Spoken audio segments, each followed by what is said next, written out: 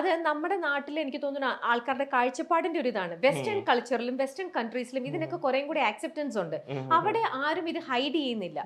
അവിടെ ഇങ്ങനെയാണ്, ഓക്കെ ഞാൻ ഗേ ആണ്, ഗേ, ഞാൻ ഒരു ലെസ്ബിയൻ ആണ്, അത് ആരാണേലും അവരവരുടെ ജെൻഡർ എന്താണോ, അവരുടെ സെക്ഷുവാലിറ്റി എന്താണോ അത് അവിടെ അവർ തുറന്നു പറയുന്നു. അവർക്ക് അവരുടേതായിട്ടുള്ള സപ്പോർട്ടിംഗ് സിസ്റ്റമോ അല്ലെങ്കിൽ അതിനെ സപ്പോർട്ട് ചെയ്യുന്ന ഒരു കമ്മ്യൂണിറ്റി അതെല്ലാം അവിടെ ഉണ്ട്. അവിടെ ഇങ്ങനെ മറ്റുള്ളവർ എന്ത് പറയുന്നു എന്നുള്ള ഒരു തോട്ടോ കാര്യങ്ങളോ അങ്ങനെ ഒന്നുമില്ല. ഇപ്പൊ ഇത് അങ്ങനത്തെ ഒരു നാഷണൽ ടെലിവിഷനിൽ പോയിട്ട് സ്വന്തം മകൻ ഇത് പറഞ്ഞ്, ചേച്ചി അന്ന് അത് കേട്ടപ്പോ ചേച്ചിക്ക് ഇത് ബിഫോർ അറിയാമായിരുന്നോ? ബിഫോർ ദ ഷോ അറിയാമായിരുന്നു. ഈ ഷോയിൽ അതായത് ഇത് അറിഞ്ഞ് അവൻ ബിഗ് ബോസിൽ പോകുന്നുണ്ടെന്ന് അറിയുന്നതോടൊപ്പം തന്നെയാണ് ഞാൻ ഇതും അറിഞ്ഞത്. ഓക്കെ. അപ്പോൾ അതായത് ഞാനത് കേൾക്കുമ്പോ അന്ന് എന്റെ ബർത്ത്ഡേയാ. അപ്പോ ബർത്ത്ഡേയുടെ അന്ന് ഇങ്ങനെ ഒരു കുട്ടി പറഞ്ഞിട്ടാണ് അറിയുന്നത്. അതെന്റെ മോളോട് വിളിച്ച ആ കുട്ടി പറയാണ്. അപ്പൊ മോള് വിചാരിച്ചു, മോളാകെ വിഷമിച്ചു. അപ്പൊ മോള് എന്റെ അടുത്ത് ഓടി വന്നിട്ട് അവള് പറയുമ്പോ ഞാൻ പാനിക് ആവും എന്താണെന്നുള്ളത് അവൾക്ക് അറിയില്ല. പക്ഷെ ഞാൻ കുറച്ചു നേരം ഇരുന്ന് കഴിഞ്ഞ് ഒരുപാട് കരഞ്ഞത് എന്താന്ന് വെച്ചാൽ ഈ കുട്ടി ഇത്രയും നാളും ഇത്രയും ക്ലോസ് ആയിട്ടും അവൻ എന്നോട് ഇതൊന്നും പറഞ്ഞിട്ടില്ലല്ലോ എന്നുള്ള ഒരു വിഷമം. എന്താ വെച്ചാൽ കുട്ടി തനിച്ച് അനുഭവിച്ചിട്ടുണ്ടാവും, മനസ്സിൽ ഒരുപാട് സംഘർഷങ്ങൾ ഉണ്ടായിട്ടുണ്ടാവുമല്ലോ മനസ്സിൽ. ഇങ്ങനെ ഒരു ഇതാവുമ്പോൾ അവന് ഉള്ളിലുണ്ടാവുന്ന, നമ്മളൊക്കെ ഇങ്ങനെ നോർമലായി നടക്കുമ്പോഴും അവനോട് ഞാൻ എന്തെങ്കിലും ചീത്ത പറയുമ്പോഴോ എപ്പോഴെങ്കിലും ഒക്കെ ഇതൊക്കെ തോന്നിയിട്ടുണ്ടാവോ, കുട്ടി ഉള്ളിൽ ഭയങ്കര വിഷമിച്ചിട്ടുണ്ടാവും. അതൊക്കെ ഓർത്ത് ഉറങ്ങിയിട്ടേ ഇല്ല. പിന്നെ ഞാൻ കുറെ ദിവസങ്ങളോളം ഉറങ്ങണില്ല, കരയാണ് ഞാൻ. എന്നിട്ട് അവൾ വിചാരിച്ചു ആശുപത്രി കൊണ്ടുപോണ്ടി വരുമോ എന്നൊക്കെ വിചാരിച്ചു എന്നെ. പക്ഷെ ഞാൻ വിചാരിക്കുന്നത് മുഴുവൻ ഈ കുട്ടി ഇങ്ങനെ അങ്ങനെയല്ല ഞാൻ വിചാരിക്കുന്നത്. കുട്ടി വിഷമിച്ചിട്ടുണ്ടാവില്ലേ, എത്രയോ കാലം കുട്ടി ഇത് ഉള്ളിൽ കൊണ്ട് നടന്നിട്ടുണ്ടാവില്ലേ, ഇത്രയും വയസ്സ് വരെ. അപ്പൊ അതൊക്കെ എനിക്ക് ആലോചിച്ചപ്പോൾ ഭയങ്കര വിഷമമായി. പിന്നീട് അവൻ അവിടെ ബോൾഡായി കഴിഞ്ഞ് പിന്നെ ഞാൻ എല്ലാം പെട്ടെന്ന് ഉൾക്കൊള്ളണ ഒരാളാണ്. എനിക്ക് ഇവൻ ഇങ്ങനെ ഒരാണെന്ന് പറഞ്ഞാലും എൻ്റെ മോൻ തന്നെയാണ്. എനിക്ക് അവനിൽ ഒരു മാറ്റവും കാണാൻ സാധിച്ചിട്ടില്ല. എന്താണ് അവന്റെ സെക്ഷുവാലിറ്റി, അത് എന്നില് ഒരു മാറ്റവും ഉണ്ടാക്കുന്നില്ല. പണ്ടും ഇപ്പോഴും എന്റെ മോൻ തന്നെ. അത്രേ ഉള്ളൂ. ഒരു അമ്മയ്ക്ക് അങ്ങനെ തന്നെ ആണല്ലോ ഇപ്പോഴും. പക്ഷെ ഇത് പലപ്പോഴും ഇൻസ്റ്റയിലൊക്കെ ആയിട്ട് അഭിഷേക് റിവീൽ ചെയ്തിട്ടുണ്ടായിരുന്നു. പലപ്പോഴും ഇതിങ്ങനെ അല്ലേ പറഞ്ഞിട്ടുണ്ടായിരുന്നു. ഞാനൊരു പേജന്റ് വിൻ ചെയ്തിട്ടുണ്ടായിരുന്നു.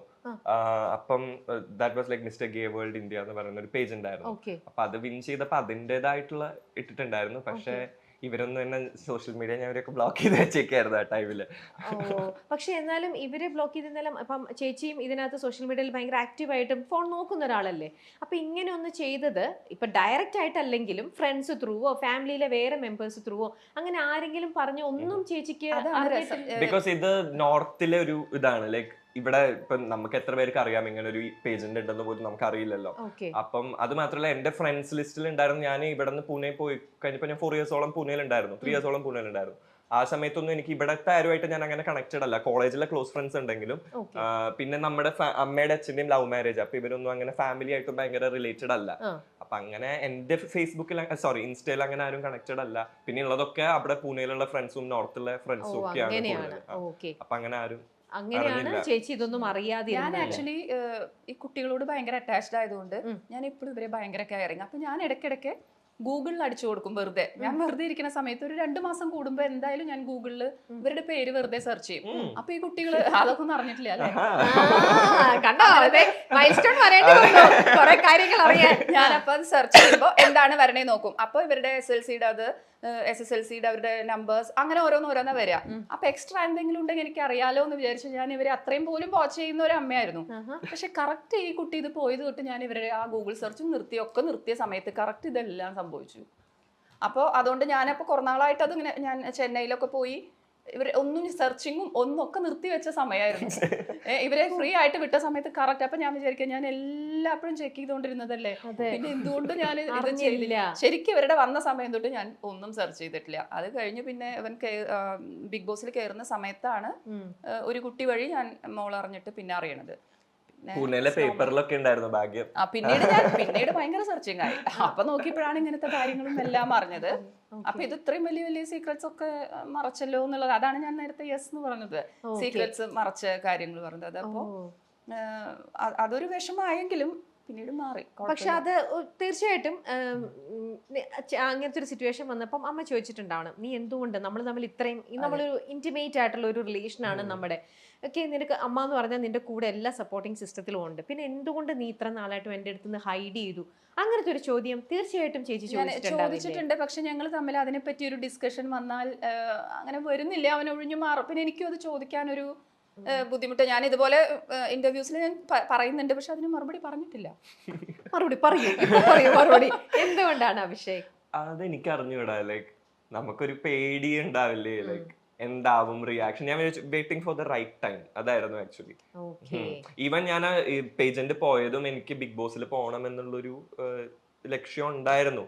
അപ്പം എന്തെങ്കിലും നമുക്കൊരു ചെയ്തൊരു ഇത് വേണ്ടേ, ലൈക്ക് അപ്പൊ അങ്ങനെ ഒരു കാര്യമായിരുന്നു. അപ്പൊ അത് ബിഗ് ബോസും കൂടി കഴിഞ്ഞ് പറയാം എന്ന് വിചാരിച്ചു. പക്ഷെ എല്ലാം നടന്നു, ലൈക്ക് മാനിഫെസ്റ്റ് ചെയ്ത പോലെ എല്ലാം എല്ലാം നടന്നു. പക്ഷെ ഈ പറഞ്ഞ പോലെ അന്ന് അത് പറഞ്ഞു കഴിഞ്ഞു കഴിഞ്ഞപ്പോൾ അഭിഷേക് ലൈക്ക് കംപ്ലീറ്റ്ലി ഞാനിപ്പോ ഒന്ന് ഫ്രീ ആയി. ശരിക്കും നമുക്കൊരു വല്ലാതെ ശരിയത് ആ ഒരു റിവീൽ ചെയ്ത് കഴിഞ്ഞപ്പോഴത്തേക്ക് ഒരു വല്ലാത്തൊരു റിലാക്സേഷൻ വന്നില്ലേ ആ സമയത്ത്, അല്ലേ? അതേപോലെ അല്ല, ഇന്നിപ്പോ നമ്മളിപ്പോ ഇത് ഞാൻ ചോദിക്കുമ്പോ തന്നെയും ഇതേപോലത്തെ ഒരുപാട് കുട്ടികൾ സ്റ്റിൽ നമ്മുടെ സമൂഹത്തില് ഇന്നേപോലെ സ്വന്തം അമ്മയുടെ ഇത്ര അടുത്തുള്ള അമ്മയാന്ന് പറഞ്ഞിട്ട് പോലും നമുക്കത് പറയാൻ ഒരു ഉൾവലിയാണ്, പേടിയാണ്. മറ്റുള്ളവർ എങ്ങനെ എന്നെ മനസ്സിലാക്കുമോ എന്നുള്ളത്.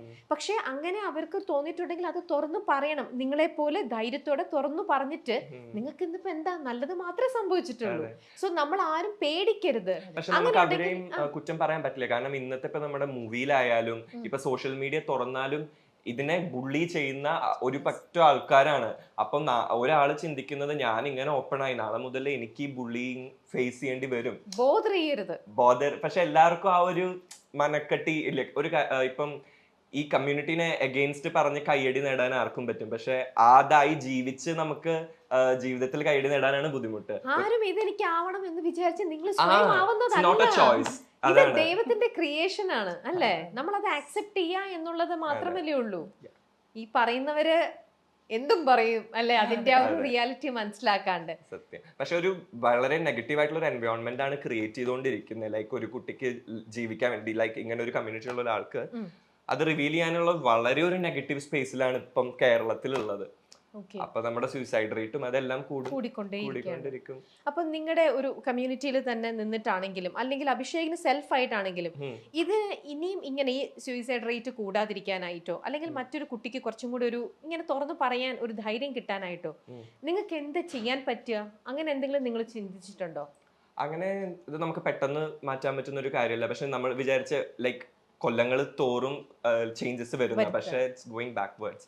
കാരണം ഇപ്പൊ നോക്കുകയാണെങ്കിൽ ഇങ്ങനെ ആയിട്ടുള്ള ആൾക്കാരെ അഗെയിൻസ്റ്റ് പറയുന്ന ആൾക്കാരെ ഭയങ്കര വാഴ്ത്തുന്നതും ആ ബുള്ളിങ്ങിനെ ഭയങ്കരമായിട്ട് സപ്പോർട്ട് ചെയ്യുക അല്ലെങ്കിൽ ഗ്ലോറിഫൈ ചെയ്യുന്ന ഒരു കാലത്തിലാണ് നമ്മൾ നിൽക്കുന്നത്.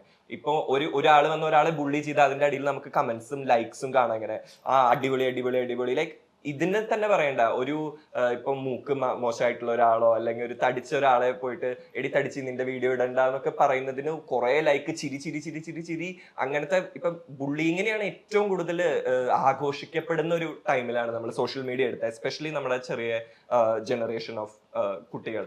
അതുകൊണ്ട് തന്നെ ഇപ്പം കണ്ടില്ലേ, ഡ്രഗ്സ് യൂസ് ചെയ്ത് ഇവരെ കൊല്ലുന്നു അവരെ കൊല്ലുന്നു. അപ്പം പാരന്റ്സ് കൺട്രോൾ ചെയ്യാന്ന് പറഞ്ഞു കഴിഞ്ഞാൽ അവരെ ഇരുത്തി അടിച്ച് അങ്ങനെ കൺട്രോൾ ചെയ്യാന്നല്ല. പക്ഷെ എല്ലാത്തിനും ഒരു ചെറിയൊരു സോഷ്യൽ മീഡിയ എസ്പെഷ്യലി ഒന്ന് കൺട്രോൾ ചെയ്ത് കഴിഞ്ഞാൽ കുറെ ഒക്കെ ചേഞ്ചസ് വരുത്താൻ തോന്നുന്നു. പക്ഷെ ഇനി ലൈക്ക് കൈവിട്ട് പോയി. ഇനി എല്ലാരും ബുള്ളിങ്ങും ഹരാസ്മെന്റിലോട്ടാണ് അവരുടെ ഒരു വിനോദമായി കണ്ടെത്തുന്നത്. ഈ ബുള്ളിങ്ങിന്റെ ഒരു വിക്ടിം ആയിട്ട് എപ്പോഴെങ്കിലും അഭിഷേകിന് തോന്നിയിട്ടുണ്ടോ? എന്നെ അങ്ങനെ ബുള്ളിങ് എനിക്ക് വിക്ടിം ആയിട്ടില്ല. പക്ഷെ ഞാൻ കാണുന്നുണ്ട് ഇപ്പൊ ജാൻമുനി, എന്റെ ഒപ്പമുള്ള ജാൻമുനീനെ കൊച്ചു പ്രേമൻ എന്തൊക്കെ പറഞ്ഞിട്ടാണ് അയാളുടെ ലുക്സിനെ വെച്ച് എത്ര ബുള്ളിങ് ആണ്. അപ്പൊ ഒരാൾ രാവിലെ എനിക്ക് വായിക്കുന്ന കമന്റ്സ് മൊത്തം ഇതാകുമ്പോ അവർ എത്ര നെഗറ്റീവ്ലി അത് ഇമ്പാക്ട് ചെയ്യും. അപ്പൊ അങ്ങനെ നെഗറ്റീവ് ഇട്ട ഒരാളെ വിഷമിപ്പിച്ച് സന്തോഷം കാണുന്ന സൈക്കോസ് ആണ് ഇപ്പൊ വരുന്ന പിള്ളേരെല്ലാം. അപ്പൊ ദാറ്റ്സ് അവരുടെ ഒരു നെഗറ്റിവിറ്റി ആണ്. അത് കൺട്രോൾ ചെയ്യാൻ പറ്റുമെന്ന് ചോദിച്ചു കഴിഞ്ഞാൽ ഇനി ഐ ഡോണ്ട് തിങ്ക് സോ അങ്ങനെ ഒരു തോന്നുന്നില്ല. കാരണം ഇപ്പോഴത്തെ ജനറേഷനിലെ പിള്ളേരെല്ലാം അതിലൂടെയാണ്. ഡ്രഗ്സിനെക്കാട്ടും ആനന്ദം ഒരാളെ വിഷമിപ്പിച്ച് അവൻ കരഞ്ഞ് അതിൽ സന്തോഷം കണ്ടെത്തുന്ന പിള്ളേരാ. സോ ഇന്നത്തെ ലോകം അല്ലേ. അപ്പൊ ഇത് പറഞ്ഞു കഴിഞ്ഞപ്പോഴാണെങ്കിലും പിന്നീട് ഇത് പറയണ്ടായിരുന്നു എന്ന് എപ്പോഴെങ്കിലും തോന്നിയോ ഇല്ല ഇല്ല ഇല്ല എനിക്ക് ആദ്യം തോന്നി ലൈക്ക് കുറച്ച് കമന്റ്സ് കണ്ടപ്പോ തോന്നി. പക്ഷെ അതുപോലെ തന്നെ ഇപ്പൊ യൂട്യൂബ് ഒക്കെ എടുത്ത് നോക്കുകയാണെങ്കിൽ ഒരു 90% ആൾക്കാർ ഇഷ്ടപ്പെടുന്ന ആൾക്കാരുണ്ട്. അപ്പം അങ്ങനെ നോക്കുമ്പോൾ ഇതിലൂടെ എനിക്കെല്ലാം പോസിറ്റീവ് കാര്യങ്ങളെ നടന്നിട്ടുള്ളൂ. ഇപ്പൊ ഇത്ര വലിയൊരു ഷോയില് പങ്കെടുക്കാൻ പറ്റി, ഇപ്പോ നമ്മുടെ ലൈഫ് ഇന്റർവ്യൂ ചെയ്യാൻ, അങ്ങനെയൊക്കെ വരുന്ന എല്ലാം ഒരു പോസിറ്റീവ് സൈഡ് ഞാൻ കാണുന്നുള്ളൂ. അപ്പം നോ പ്രോബ്ലം.